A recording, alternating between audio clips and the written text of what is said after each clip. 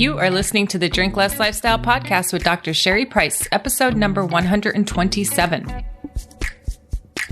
Welcome to Drink Less Lifestyle, a podcast for successful women who want to change their relationship with alcohol. If you want to drink less, feel healthier, and start loving life again, you're in the right place. Please remember that the information in this podcast does not constitute medical advice. Now, here's your host, Dr. Sherry Price. Well, hello, my beautiful friends. Today, I have a special guest on the podcast, and his name is Todd White. Now, before I go and introduce you to him, I just have to tell you that I had heard him speak on a different podcast, and I was blown away by what he has learned through starting his own company and what he has exposed about the winemaking industry.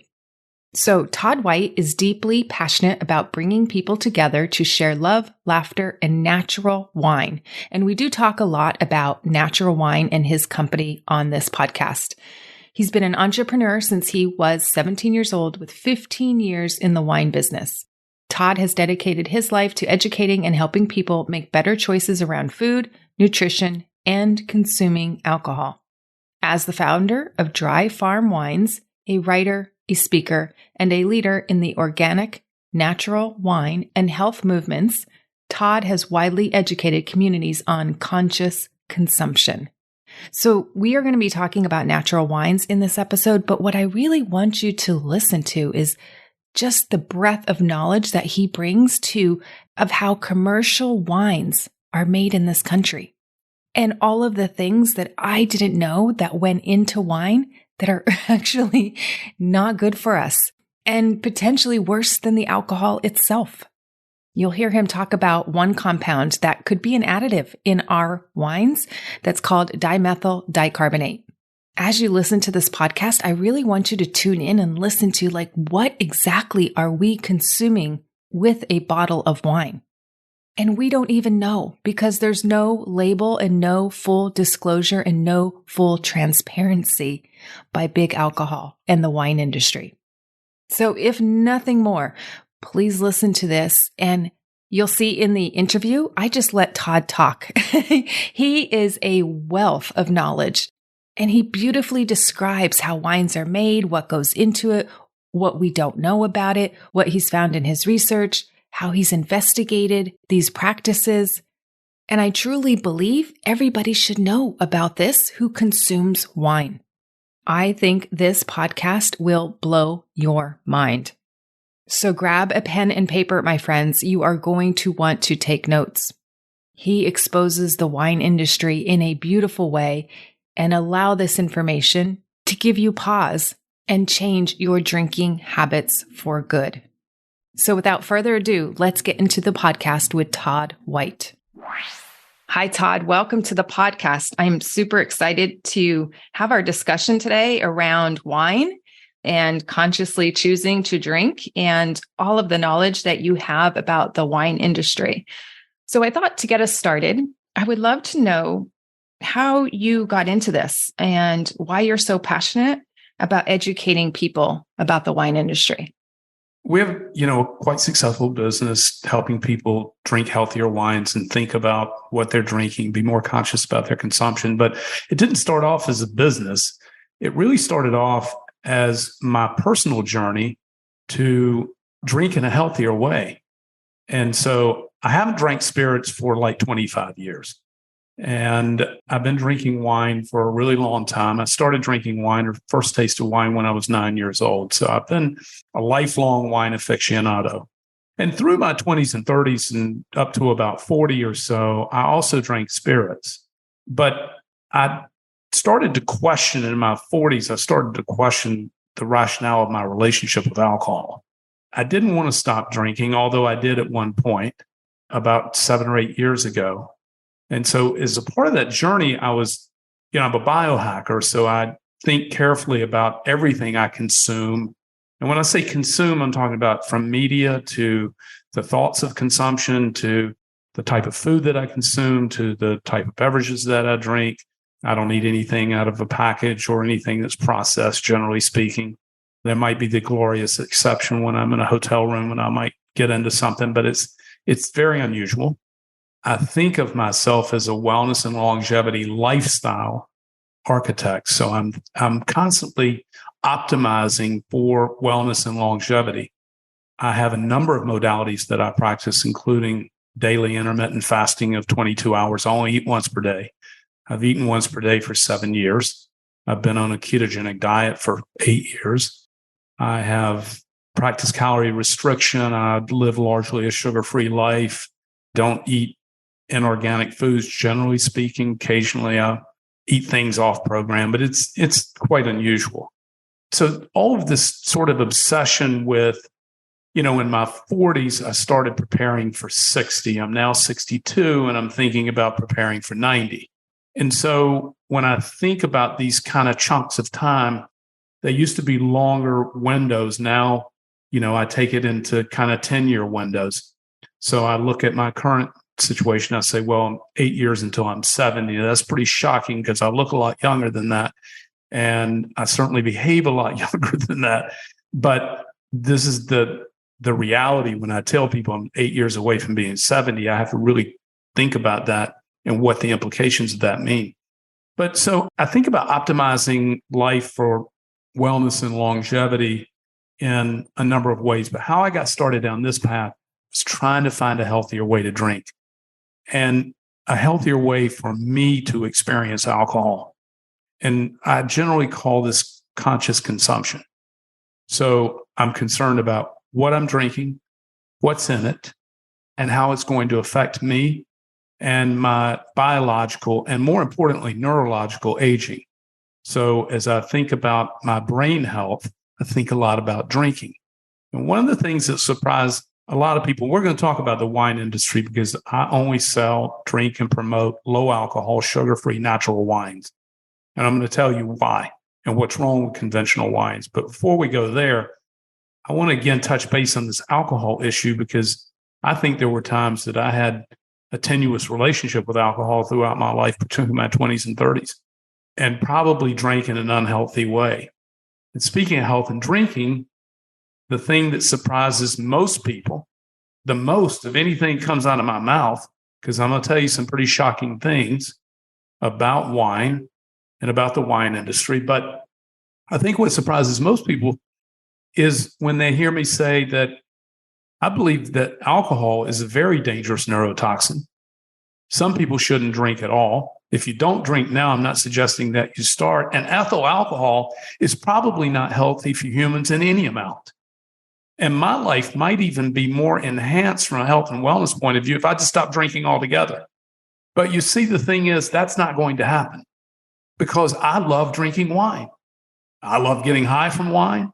I love the community around wine. I love food and wine together. Me having an evening meal without wine feels naked. It's just not for me. I love drinking wine. And if you love drinking wine and you're a regular wine drinker, I can help you the most. Because regular wine drinkers are the ones who need my help the most because they consume the most, right? And so while I think it's dangerous and probably not healthy at all, one thing it does do that is healthy is it creates a lot of joy in my life. And so I really love the experience and the spirituality that is pure natural wine, the wine that's still alive, that I just love to drink and share with my friends. And I love the euphoria, getting high with my friends, just something I really like. And so even though I believe inherently it probably does nothing to enhance my biological health, it certainly enhances my happiness factor, right? And I think a key component of a life well lived, living well by design, is having a lot of joy in your life. And wine is one of these things that brings me joy. So in spite of the fact that I think it's probably not great for me overall, I drink it anyway, and I'm going to continue to drink it. Yeah. But what I'm drinking is something that I've consciously considered. So that's how I think about alcohol. But let's talk about the wine industry, because people generally think that wine is the healthiest choice. And we'll get to spirits in a second, because there are two there that, and one in particular that gets a lot of credit for being a biohacked kind of approach or a conscious approach to drinking an additive-free alcohol. which is the spirit tequila. So tequila and vodka, but mainly tequila is thought to be the healthier spirit. And I don't disagree with that. The problem I have with tequila is it's 45% alcohol. And so I don't want to drink it because the dose of alcohol is too high and intense for me, both from a health point of view and a pleasure point of view. I want something with a little bit more gentle override. And so for me, and historically, wines, and particularly red wine, have thought to be the healthier choice of drinks where alcohol is concerned. Right. Polyphenols or resveratrol. Sure. And so I think and I just happen to love wine and enjoy wine, but I didn't enjoy the way wine was making me feel. And so as I became more optimized in my diet and consumable behavior, I just felt that wine was making me feel worse and worse. And what I didn't know, and what most people don't know, unless they've heard me speak about this, what most people don't know is what's really in wine. So before we identify the problem of how it got there and how we got here with wines that you see in the store, let's talk about what's really in wine. Because you see, these big wine companies would want you to think that it's fermented grape juice, but that's simply not true. So let's start with farming. 90% of wines in the United States are made in California. In California, only just over 4% of vineyards are organic. So 96% of all grape farming is industrial with toxic chemicals, pesticides, and herbicides. Why is that important? Because according to Time magazine, and I'm going to cite a lot of different authorities and press outlets and government documents in our talk today, because what I want you to understand, you can see all this on our website, and we can send it to you for your show notes. What I want you to understand is that I'm not making any of this up.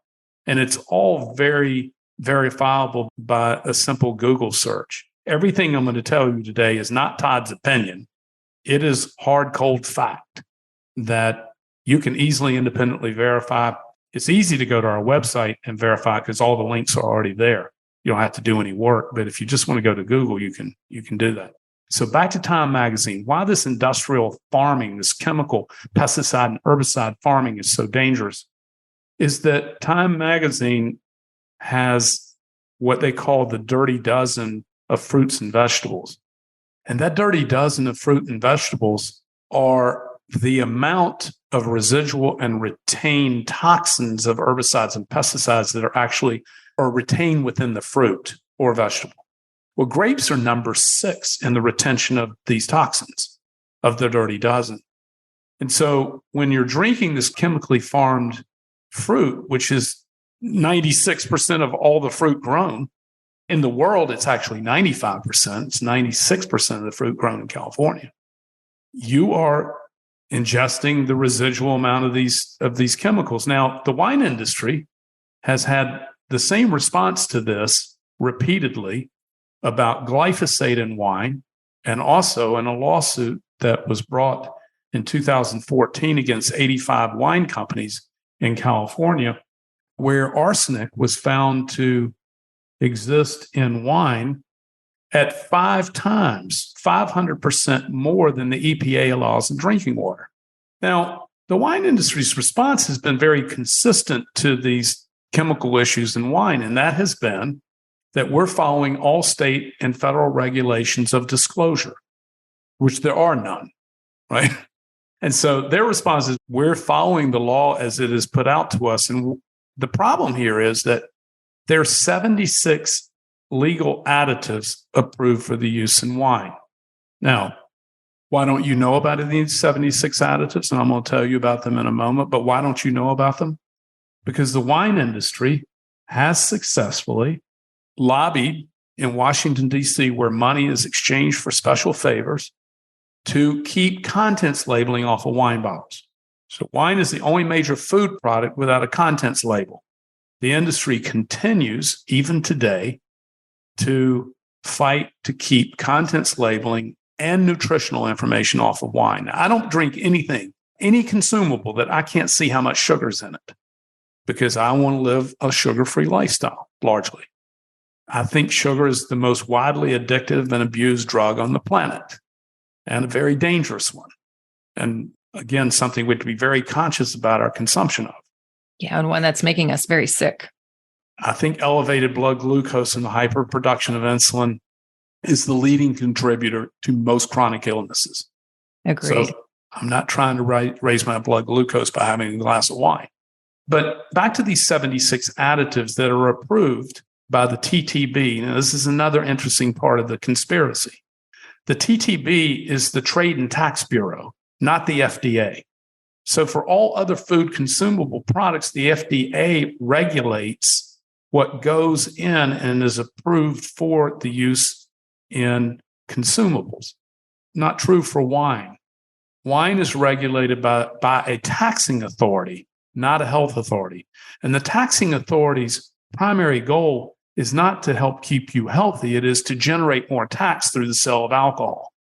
So that's one of the problems, right? So we don't have proper oversight, and the people lobbying for this want to actually sell more alcohol, right? So these 76 additives, which you don't know about because there's no contents label and no discussion and no requirement to disclose them, nor nutritional information. And as I mentioned, the wine industry and their lobbyists, and on their lobbyist website today, clearly state that they are opposed to any additional disclosure requirements. And the primary reason they give for that disclosure is not enough real estate on the wine label to tell you. Now, the 76 additives that are legally approved, just to tell you a little bit about them, some of them are natural, by the way, but many of them are not. So what we did is we said, well, what are these additives? Because most of them you can't even pronounce, you've never heard of. Same thing you find in processed food labels. Well, if you take these 76 additives and you do an analysis of them, here's what you come up with. From both the National Institutes of Health, which is a government agency, and more specifically their division called PubChem, which gives you classifications of all chemicals in the United States, and the World Health Organization, here's what you learn about these additives that are pretty shocking. And again, everything I'm telling you is not my opinion. This is not marketing spin. This is just fact. Well, first of all, 2 of them are acute toxins. And the most dangerous of the acute toxins is called dimethyl dicarbonate. And I'll come back to that in a moment. So 2 are acute toxin. Now, acute toxin has a very specific clinical definition. And the clinical definition of an acute toxin is that a single dose or multiple doses within a 24-hour period may cause severe health consequences or even death. That is the clinical definition of an acute toxin. 12 of these additives are classified by the National Institute of Health as health hazards. 4 of these additives are derived from 6 animal organs. And the reason that might be important to you is if you're vegan or you care about animal rights, then you don't want to ingest or encourage the use of these 4 additives that are derived from 6 different animal organs, including pig liver and cow stomach, fish bladders, pig pancreas. Now, 8 of these additives are derived from black mold substances that are known to be mycotoxins, and one of them is derived from ochratoxin A, which is a known carcinogenic. We can talk further about mold while we're here on the mold topic, in that ochratoxin A is known to be found in wines. It gets in there a number of different ways. In Europe and in all of our wines are tested for ochratoxin A. We also do lab testing on a number of other compounds and substances, chemicals. But all of our wines are tested for ochratoxin A. And in the EU, ochratoxin A mycotoxin testing is mandatory on all wines. And they have a limit of 2 parts per billion of mycotoxin that is allowed in wine. And to give you an example of how restrictive that is, in the EU, it's 10 parts per billion for coffee. So it's much more restrictive for wine. In the United States, mycotoxin testing or lemon-sown mycotoxins, ochratoxin A, do not exist at all. So U.S. wines are never tested unless they're exported to Europe, where the testing is required. So this is what's happening in wine. Also, alcohol levels in wine have been steadily increasing over the last few decades. 30 years ago, most wines in the United States were around 12 or 12.5%. Today, they're almost at 15% on average. So we think alcohol is poisonous. And while I like to get high off of alcohol, I want to do it in a small, gentler way, right? I want to stay on the right side of that cognitive order. And that's not to say that occasionally I'm not overserved through some glorious exception. But generally speaking, I try to approach in this very conscious way, not to get on the other side of this cognitive divide between being high and too high, right? But in just the right amount, it's just a perfect environment for me. If I'm overserved or allow myself to drink too much, which happens on occasion, it's occupational hazard of being in the wine business, then these glorious moments can happen. So how did we get here?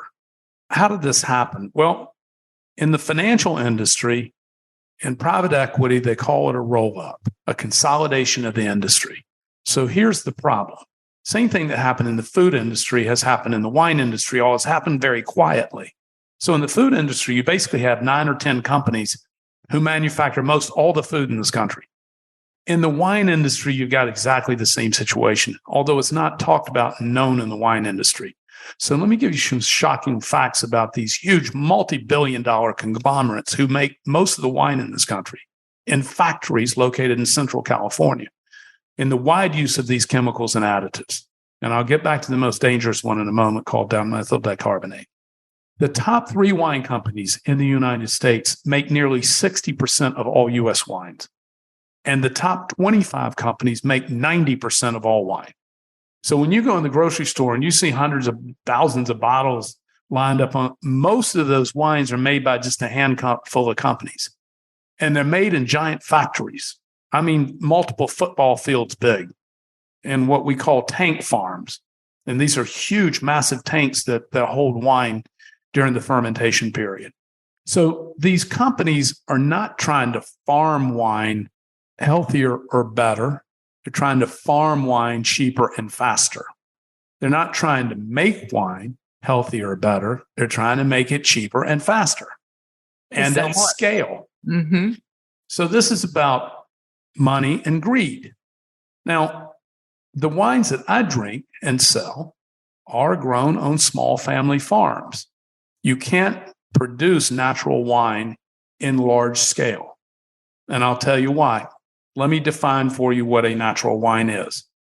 Now, Dry Farm Wines has a certification that's over and beyond just being natural. We have a number of other health-related criteria that we require natural wines to meet.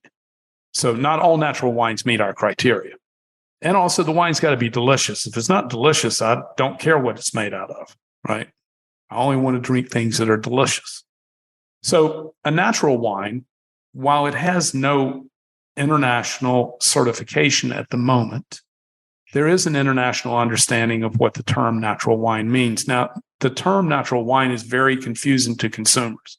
People say, what do you do? And, well, I'm an expert on natural wine. I drink and sell natural wine. They're like, well, aren't all wines natural?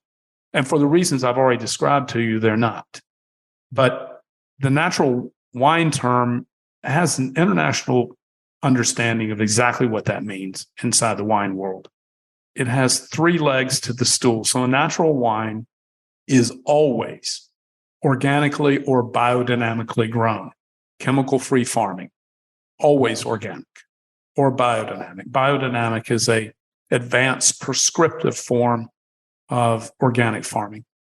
Number 2, and this is why you can't make it in large volumes, is 2 and 3. You can organically farm in all the volume you want.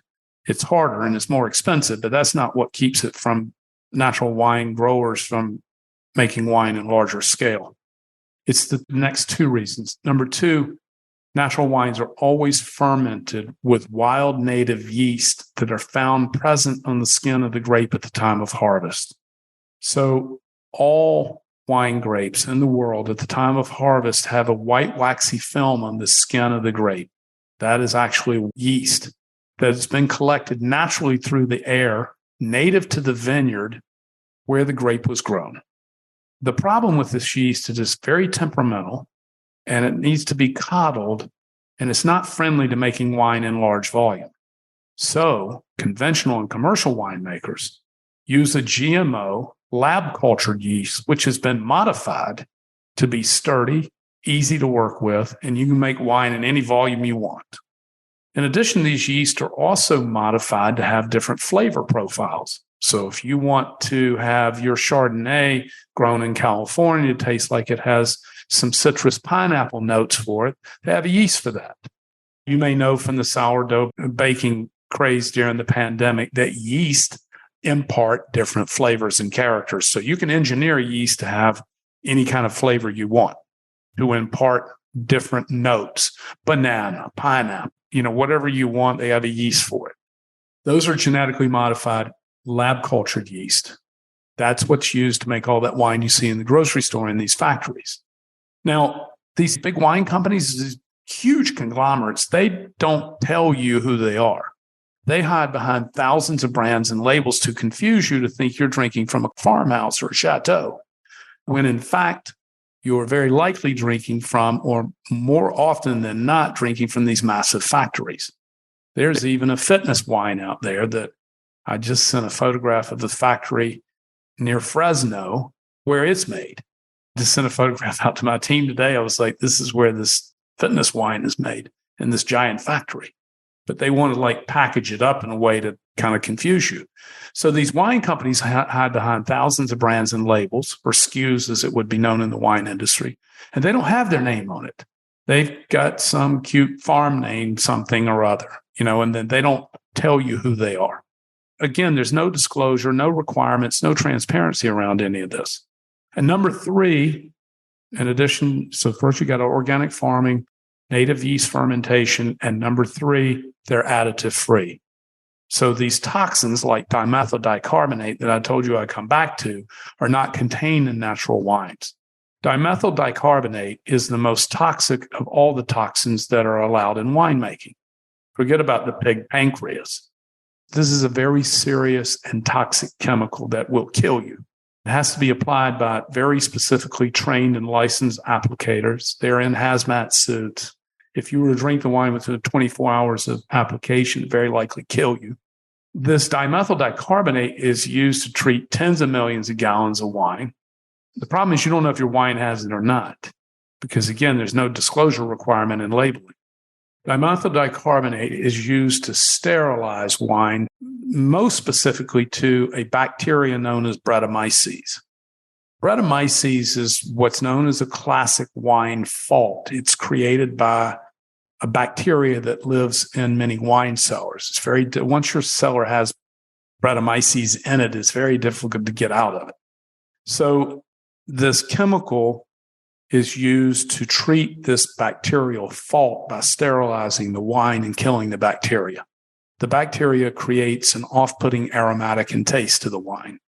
And so when you're making wine in large volumes and you have this fault, it's very expensive if you can't get rid of it.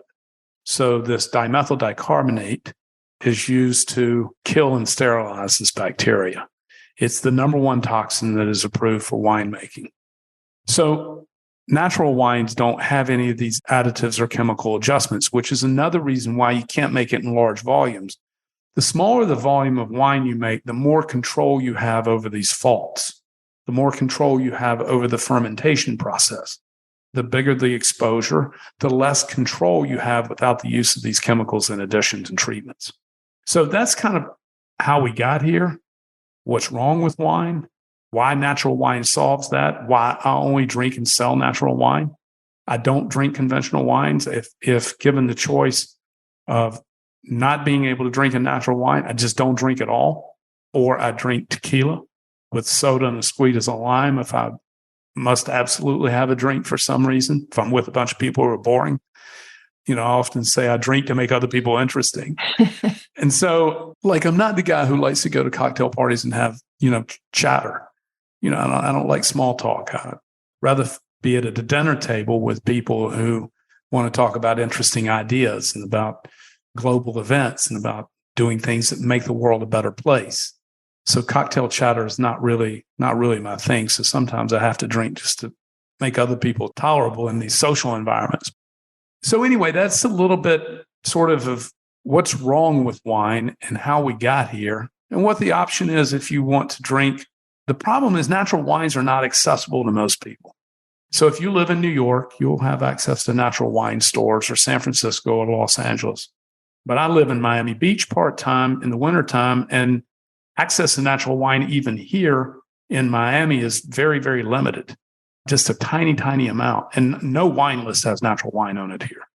And so it's very difficult to find natural wines. We're the largest purveyor of natural wines in the world. Our audience is people who are conscious about what they consume. Our audience are people who care about what they eat. And once they get educated and they have the experience of drinking our wines, they care about what they drink. And they know that they feel better by drinking our wines. And they feel better by lowering the alcohol amount in their wines. Yeah. If you drink enough alcohol, I don't care what substance it comes from, you're going to feel bad. But what you don't experience with natural wines are all the other negative remnants of these additives and toxins that are in wine. So alcohol to alcohol is, if you drink enough alcohol, you're going to get dehydrated and you're likely to suffer from some ill feelings, right? But wake up in the middle of the night, generally spurred on by either dehydration or the need to go to the bathroom from consuming too many liquids, which that waking up in the middle of the night is that many people suffer from the monkey mind, and they can't go back to sleep because they're thinking about some regret of the past or some anxiety of the future. And so, waking up in the middle of the night has other negative remnants unassociated with the alcohol itself for many people. And so when I think about drinking, I think about conscious consumption and being conscious about all of the things that I've mentioned. Yeah, I love that term, conscious consumption. I'm all about mindful drinking. I've called it just being intentional with what I put in my body, similar to you. And I was so excited to have you here because talking about this industry, I've learned so much from your website. I've also tried your wines, which I'd love to talk about that as well. And just really pulling back the curtain on how much we don't know what's in that bottle. I mean, I'm often wanting to do less sugar in my diet as well. And you just don't know how much sugar you're getting from these wines, which is different than the wines that come from dry farm wines.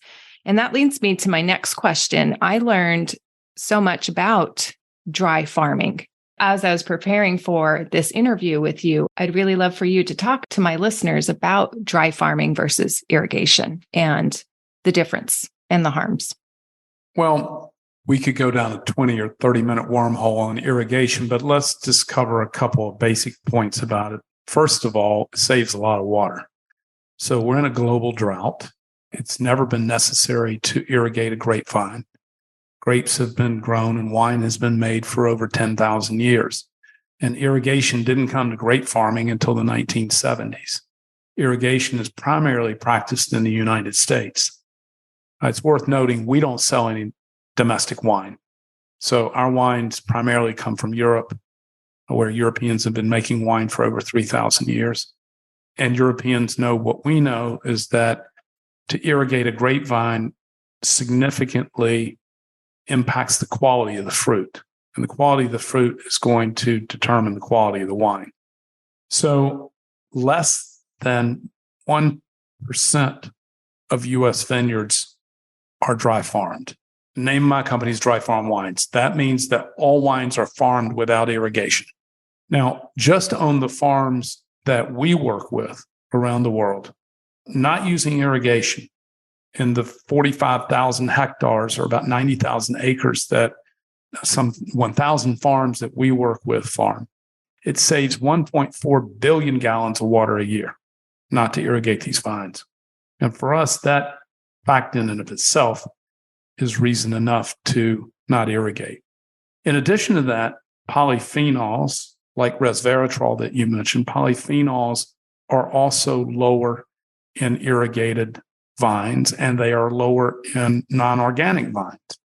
So because of hormesis, as a vine struggles, it creates more of these polyphenols to protect itself, which is why grapevines are also planted close to each other, is again to encourage this hormesis, or this struggle that the vine goes through, which is why, same thing, that hillside fruit is revered over valley floor fruit, because the vine is more stressed on the hillside than it is on a flat surface. But irrigation, when you irrigate a grapevine, the root of the vine at maturity is about 3 feet in diameter, and it's about 3 feet deep, because it gets all of its nutrients and water from a little tube just above the trunk. It's also where it gets its nutrient in the way of fertilizer or nitrogen. And where an irrigated grapevine may have root spans that can span 20 to 40 feet, because this vine is in constant struggle to find both nutrient and moisture, water. And it does so with these tiny capillary hair-like roots that break apart little tiny pieces of soil and stone minerals, which is why you find that there's a much more, which we think is a desirable trait. You find that the minerality of our wines is just more present than an irrigated wine, because the vine has ingested more of these minerals, right, as it went about its search for nutrient. This is how it feeds itself. The vine doesn't care anything about making wine. The vine wants to make the very best fruit it can make, hoping that the bird will pick its fruit to propagate its seed. So the vine is very intelligent in this way. And so irrigation interrupts that process. Irrigation just simply makes for cheaper, easier, and faster farming. It also creates this, we'll wrap it up on why do you irrigate? Well, it's faster, it's easier, and it's cheaper. But not only that, importantly, irrigation and nitrogen create a bigger cluster. So the yield is higher. And it might not surprise you, common sense will tell you that when you irrigate a grapevine and you fill the berry full of water, then guess what? The fruit weighs more. Well, fruit is sold by the ton in the wine world. So the more it weighs, the more it's worth. Now, another problem with irrigation is that when the grapeberry is filled with water, again, this is common sense. When you have a grapeberry that's filled with water, you have to pick that berry at higher sugar in order to develop proper phenolic flavor. Now, why is that important? Because when you ferment wine, which is when yeast is inoculated with sugar, and the yeast activates and the yeast starts eating the sugar, the byproduct of that is carbon dioxide and ethyl alcohol. That's how you make wine. Well, the higher you pick the sugar level, which is known as bricks in the wine industry or in the fruit business, you can measure bricks in the field. They have a small device for that. Now, the more water that's in the berry, the higher the sugar content, which seems to make sense. It's common sense. If it's filled with a bunch of water, it's going to have a diluted flavor until it gets riper, right? And then the phenolic flavor will be more developed. So the higher the sugar or bricks at the time of harvest is going to correlate with the amount of alcohol that the wine contains at the end of the fermentation. Why? Because there's more sugar for the yeast to eat. The more sugar there is to eat, the higher the corresponding alcohol becomes. Now, the wine industry doesn't mind this because the wine industry likes alcohol. The conventional wine industry loves alcohol and loves higher alcohol, and there's a number of reasons for that. One, alcohol is addictive, and alcohol is also what I call a domino drug. So the more you drink it, the faster you drink it, the more likely you are to drink more of it. You've probably had this experience. Mm-hmm. So it's a slippery slope. I, on the other hand, want a smaller, lower dose of alcohol. And I don't like to have one glass of wine or 2 glasses. I want to maybe have 4 or 5. So I drink, usually the wines I drink are around 9 or 10% alcohol. That's just my choice. I like the taste of it better.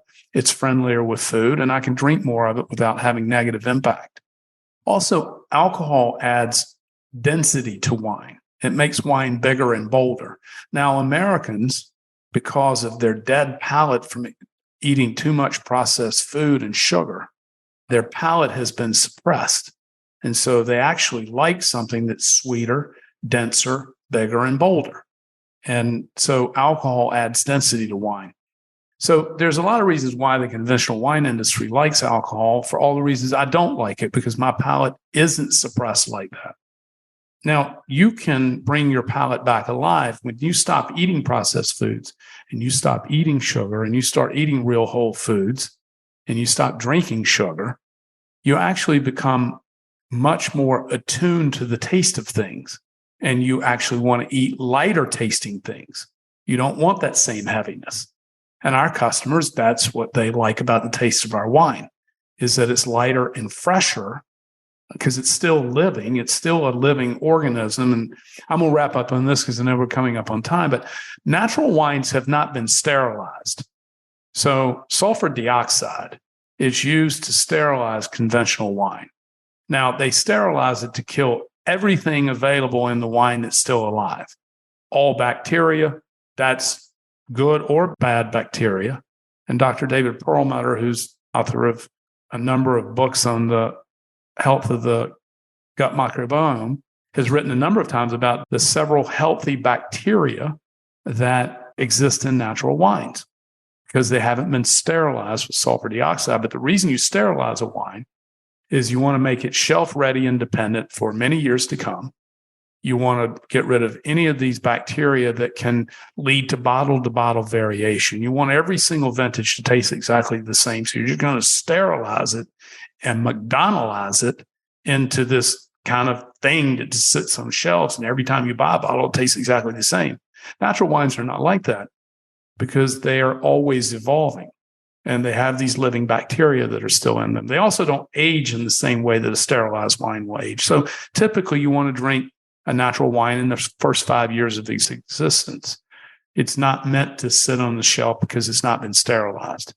And over time, these bacteria will have their way with the wine and it'll become not as good as it once was. In terms of the taste, it's not any less healthy for you. It doesn't have that same taste of regularity and freshness that it had in the first 5 years. Wow, Todd, I can go on talking to you for hours. I find this fascinating. The research that I've been doing on this is just something I haven't been exposed to. So thank you for educating us. Thank you for pulling back the curtain on what we don't know about the farming and the practices of the big alcohol industry and wines in particular. And I also wanted to mention that I wanted to experience natural wines. And so I had bought some white wines from Dry Farm Wines, and my husband and I split a bottle last night, and I didn't know what to expect. I didn't know if the flavor would be on par to a commercialized wine or not, but we found it delightful. Like you said, it was crisp. It was refreshing. Neither one of us had any side effects this morning, which was also delightful part of the process, right? And it was really nice to see on the back of the bottle, like it says the sugar content. It was like 0.3 grams per the liter. So I applaud you for doing this work, being such a passionate educator on this topic and coming up with a solution for those of us who still want to drink consciously, and what we put in our body is important to us. So thank you for empowering my listeners to see wine and all the farming practices that go into it and chemicals and additives. And so we can make the best health decisions when it comes to drinking. So as we wrap up, please let my community know how they can connect with you. And I will make sure to put all the links in the show notes. Nice. So easy to reach us all over social media, Dry Farm Wines. And my social is actually on Instagram. It's Dry Farm Todd. TODD. So they can connect with me follow my journey at Dry Farm Todd, or our journey anywhere on social at Dry Farm Wines. Yeah, I've been following you as well. It's fun. Nice. All right. Thank you so much, Todd. Thanks for coming on. Thanks for having me. Wasn't that fascinating? Todd knows so much about the wine industry and what we've been consuming that we don't even know. All the sugar, all the alcohol, all the additives, the irrigation practices. It has really opened my mind to look at wine so differently. and to make better decisions in the future. All right, my friends, I hope you found that podcast enlightening, and I will see you next week. If you want to change your relationship with alcohol and with yourself, then come check out Epic You. It's where you get individualized help mastering the tools so you can become a woman who can take it or leave it and be in control around alcohol in any situation. Epic You is the place for women who want to be healthy, confident, and empowered to accomplish their goals and live their best life. Come join us over at epicu.com/epicu. That's epicu.com/EPICYOU. I can't wait to see you there.